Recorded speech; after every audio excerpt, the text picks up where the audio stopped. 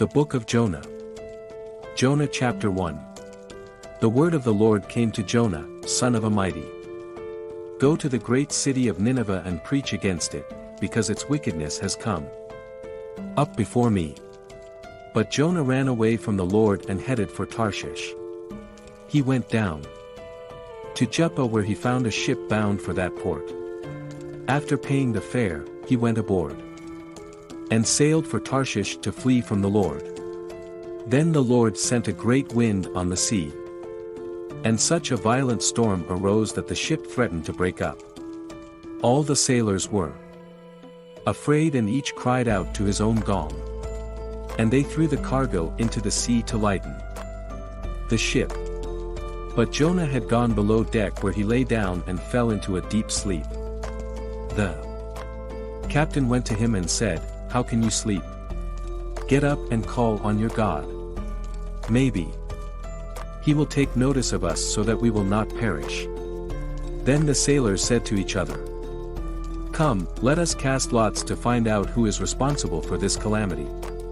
They cast lots, and the lot fell on Jonah. So they asked him, "Tell us who is responsible for making all this trouble for us? What kind of work do you do? Where do you come from? What is your country? From what people are you?" He answered, "I am a Hebrew, and I worship the Lord, the God of heaven, who made the sea and the dry land." This terrified them, and they asked, "What have you done?" They knew he was running away from the Lord, because he had already told them so. The sea was getting rougher and rougher.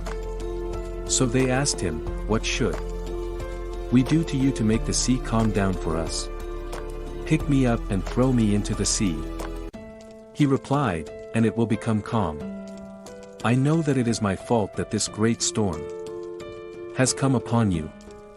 Instead, the men did their best to row back to land, but they could not, for the sea grew even wilder than before.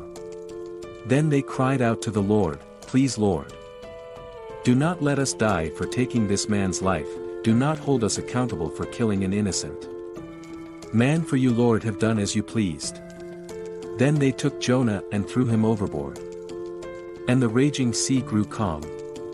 At this, the men greatly feared the Lord, and they offered a sacrifice to the Lord and made vows to him. Now the Lord provided a huge fish to swallow Jonah was in the belly of the fish 3 days and 3 nights. Jonah too, from inside the fish, Jonah prayed to the Lord his God. He said, "In my distress I called to the Lord, and he answered me. From deep in the realm of the dead I called for help, and you listened to my cry. You hurled me into the depths, into the very heart of the seas, and the currents swirled about me. All your waves and breakers swept over me. I said, I have been banished from your sight, yet I will look again towards your holy temple.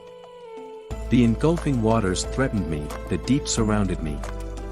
Seaweed was wrapped around my head.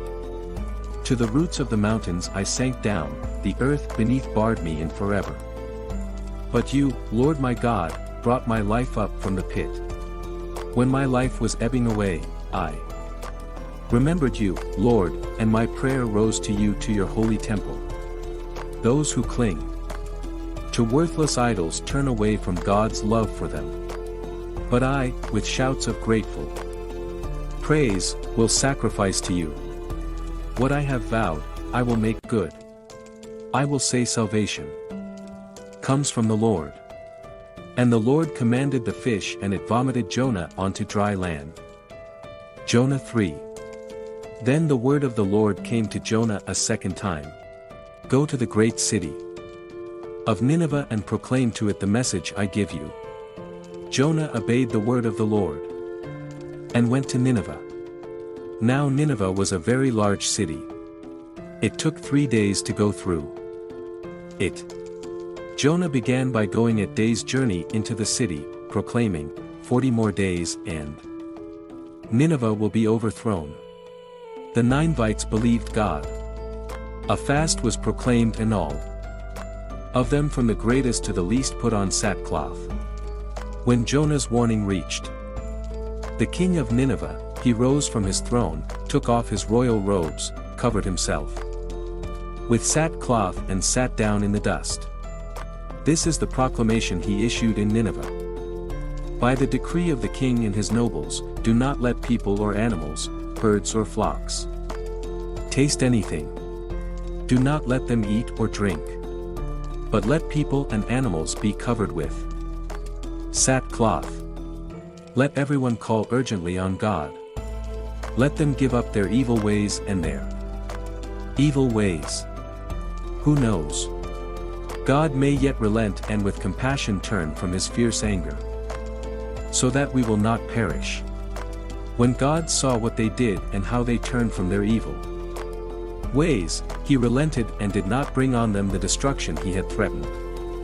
Jonah 4. But to Jonah, this seemed very wrong. And he became angry. He prayed to the Lord.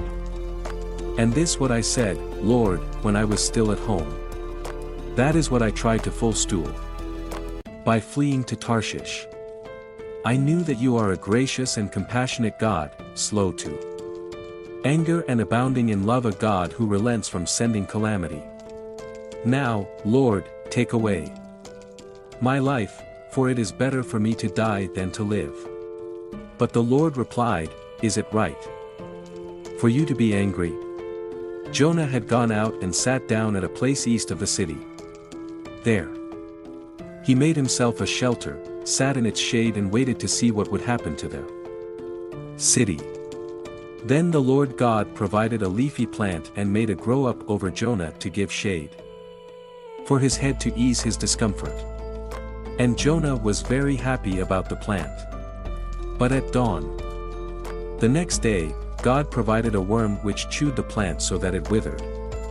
When the sun rose, God provided a scorching east wind and the sun blazed on Jonah's head so that he grew faint. He wanted to die and said, It would be better for me to die than to live.